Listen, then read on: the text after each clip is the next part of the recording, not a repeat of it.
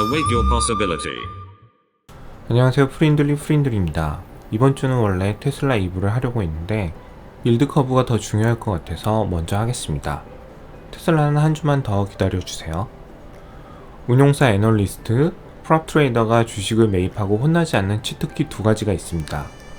이 두 가지만 지키면 시장에서 깨져도 보스한테 크게 욕을 안 먹습니다. 답부터 말씀드리면 부도위험과 포워드 12 EPS입니다. 왜일까요? 부도위험을 보는 이유는 일단 지금 돈이 어디로 가는지 볼 수 있습니다. 투자되는 돈이 위험자산으로 오는지 나타나는 게 부도위험입니다. 이걸 하이힐드 스프레드라고 합니다. 고위험 회사 채권 금리입니다. 하이힐드가 올라가면 회사채를 많이 안 산다는 겁니다. 회사채를 많이 안 산다는 건 회사가 위험하다는 뜻입니다. 회사가 위험하면 주식에 투자를 안 하겠죠? 반대로 회사채 금리가 낮아진다는 건 모든 투자자가 회사채를 다 산다는 이야기입니다. 위험한 회사 채권이 인기가 많아진다는 뜻입니다. 그럼 모든 회사들은 자기 회사 채권을 팔고 현금을 보유하니 망할 확률이 낮아지는 겁니다. 따라서 회사 채권 금리가 낮아지면 부도 위험이 낮아진다고 보시면 됩니다. 그리고 두 번째 치트키가 포워드 12 EPS 컨센서스입니다. 이 지표가 올라가면 모든 금융 전문가들이 앞으로 이 회사가 돈을 많이 벌 거예요 라고 말을 하는 겁니다.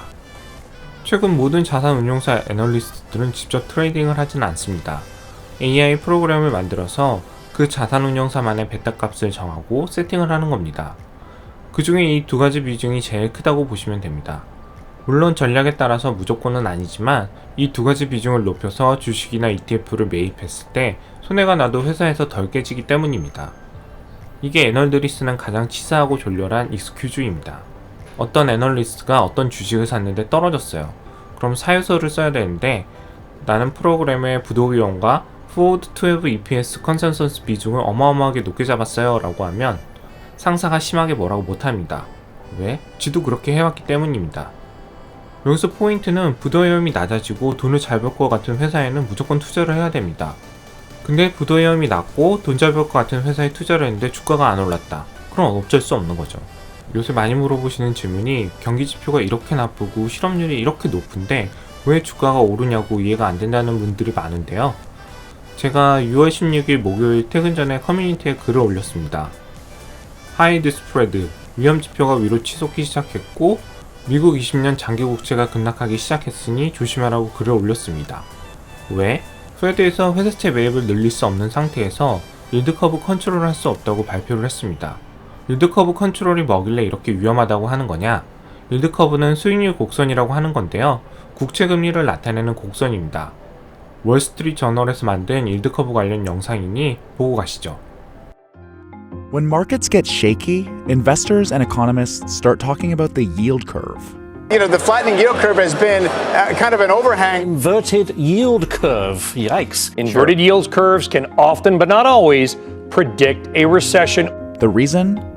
When the curve inverts, investors see it as an omen for an economic recession. But what exactly is the yield curve?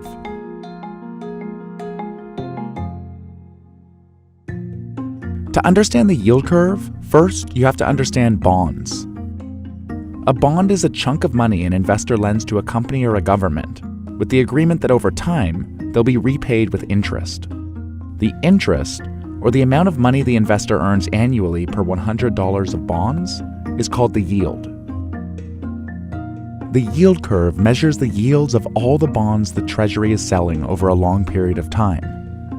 The x-axis shows when the bonds will be repaid, how many months, years, or decades, and the y-axis measures the yield, or the interest that bondholders receive annually.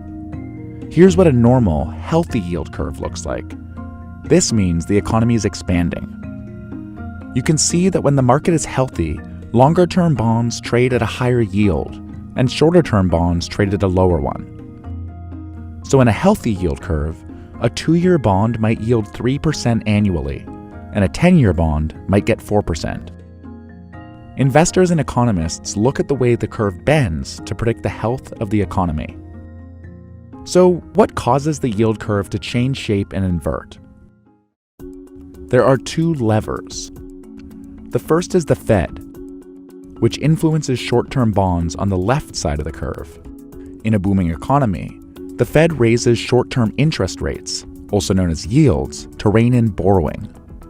They're trying to limit inflation, which can get out of hand when too many people are borrowing and economic growth is moving too quickly. But when the economy is stagnant, the Fed often will lower rates to encourage borrowing. Right now, the Fed is slowly raising rates.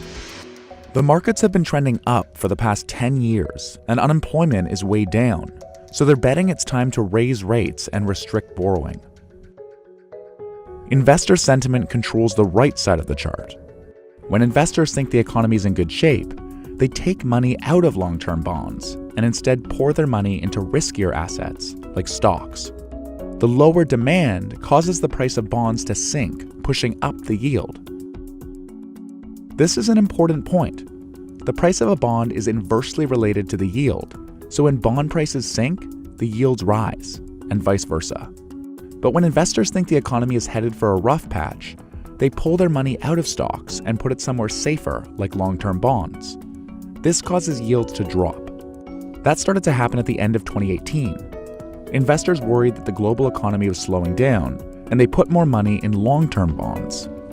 Yields, which had been above 3% on 10-year treasuries, fell closer to 2.5%. It sounds like a small difference, but that's almost a 20% change. This is the key to reading the yield chart. When short-term interest rates go up and investor sentiment goes down, the yield curve starts to flatten, and it can eventually invert. Investors view this as a bad omen. Just look at this chart. Every time the yield curve dips below zero, a recession follows. So what does the yield curve look like today?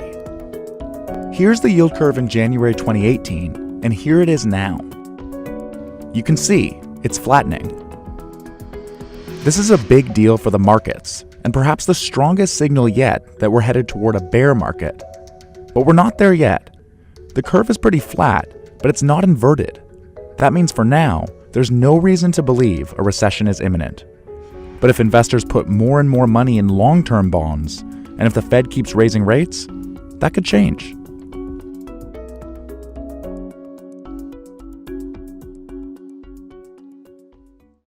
여기서 중요한 건 이 곡선, 일드 커브를 컨트롤하는 것이 바로 일드 커브 컨트롤입니다. 어려우시죠? 그냥 쉽게 페드가 미 장기 국채 금리를 컨트롤한다는 이야기입니다. 만약 일드 커브 컨트롤을 하면 무슨 일이 벌어질까요? 바로 채권 투자의 매력이 훅 떨어집니다. 왜? 채권에 투자를 해도 페드가 일드 커브 컨트롤로 컨트롤하기 때문에 채권에서 이익을 남길 수가 없습니다. 채권이 주식 시장의 몇 배 정도 될까요? 그냥 대충 10배 좀 안 됩니다. 그럼 매력이 떨어진 그 많은 돈이 과연 어디로 갈까요? 자산운용사 재무제표를 보시면 대부분이 채권입니다. 그럼 채권이 매력이 떨어진다면 자산운용사는 어디에 투자를 할까요? 당연히 주식시장으로 돈이 몰릴 겁니다. 주식시장의 10배 정도 큰 채권시장의 돈이 조금만 흘러 들어와도 주식시장은 난리가 날 겁니다. 근데 페드에서 마이너스 금리를 안 하면 일드 커브 컨트롤을 할 것처럼 이야기하다가 고려 중이라고 하니 주가가 폭락을 한 겁니다. 사람들은 어떻게 생각했을까요? 일드 커브 컨트롤 안 하니 회사채보다 국채를 사야겠다. 회사채를 안 사니 회사채 금리인 하이힐드는 오르고 국채를 올리니 국채 금리는 급락하는 겁니다. 그럼 주식시장으로 들어올 줄 알았던 돈이 다시 국채시장으로 몰리는 겁니다. 여기서 페드가 카운터 펀치를 한 번 더 날립니다. 맞아서 아픈데 또 때려요. 뉴욕 페드에서 레포 금리를 0.1% 올리는데요. 이건 또 뭐냐? 레포랑 국채를 담보로 돈을 빌려주는 건데 이 금리를 올리면 자산운용사에서 돈을 갚아야 됩니다. 그럼 그동안 국채를 담보로 빌렸던 돈을 갚아야 되는데 일드 커브 컨트롤을 안 하니 국채 매력이 안 떨어지잖아요. 국채는 더 사야 되고 국채를 팔 수가 없죠. 국채를 못 파니 뭘 팔까요? 당연히 주식이나 다른 자산을 팔아서 돈을 갚아야 됩니다. 부도 위험이 올라가니 주식을 팔 이유도 생겼고 페드에서 일드 커브 컨트롤을 안 하니 국채의 매력은 올라가고 국채를 담보로 빌린 레포 금리를 올린다고 하니 돈은 갚아야 하고 2월 11일 주식시장은 어떻게 됐을까요? 당연히 주식시장은 폭락합니다. 커뮤니티에서도 말했지만 위험지표인 부도 위험이 하락하면 위험자산을 선호하는 기관 사람이 늘어나게 되고 각 금융사가 포워드 12 컨센서스를 상승으로 발표하면 금융사 프로그램들은 주식을 더 매수하기 시작합니다. 그럼 주식은 올라가고 개인 투자자들은 주식이 올라가니 점점 더 주식을 매입하게 됩니다. 여기에 페드가 미친듯이 양적 완화로 돈을 푸니 국채를 팔아 현금이 생긴 금융사들은 더 미친듯이 프로그램을 돌려서 주식을 매입하게 됩니다. 주식이 계속 올라도 개인 투자자들도 악재가 오더라도 페드가 막아줄 거라는 믿음을 갖기 시작하고요. 근데 믿었던 페드 형이 일드커브 컨트롤로 한 대 치더니 레포 금리로 카운터 펀치를 날립니다. 그리고 6월 11일에 주식시장이 폭락하니 이 주대 없는 페드 형이 때린 거 미안하다고 6월 15일 화요일에 다시 회사채 매입을 많이 할 거라고 합니다. 그럼 다시 페드가 회사채를 많이 매입하면 회사채 인기가 올라가서 회사채 가격이 올라갑니다. 회사채 금리는 떨어지고 회사채 금리가 떨어지면 다시 부도위험은 줄고 부도위험이 줄면 다시 자산운용사는 아싸 하면서 다시 주식을 매입하고 그래서 15일 또 엄청 오르게 됩니다.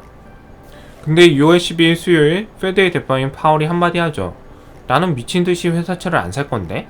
필요하면 적당히 살 거야. 라고 하니 또 급락하죠. 이게 뭔가요? 사실 이 정도면 예측도 대응도 힘든 장입니다. 페드 한마디에 주가가 이렇게 출렁이는데 툭하면 말 바꾸고 사준다고 해놓고 안 사주고 지금 방향성이 있다고 생각하시나요? 진인사 대천명 인간으로서 해야 할 일을 다하고 하늘의 뜻을 기다린다. 아 이해가 안 돼. 이 시장이 미쳤어. 라고 하면 그 사람은 거기까지인 겁니다. 세상에 인간은 항상 존재합니다. 그것을 찾아보려고 노력하는 사람과 안 하는 사람은 분명히 차이가 생깁니다. 이럴 때일수록 우리는 더 공부하고 이런 비상식적인 장에서 꼭 승리하셔서 좋은 결과를 얻길 바라겠습니다. 오늘 영상이 도움이 되셨다면 구독과 좋아요를 꾹 눌러주세요.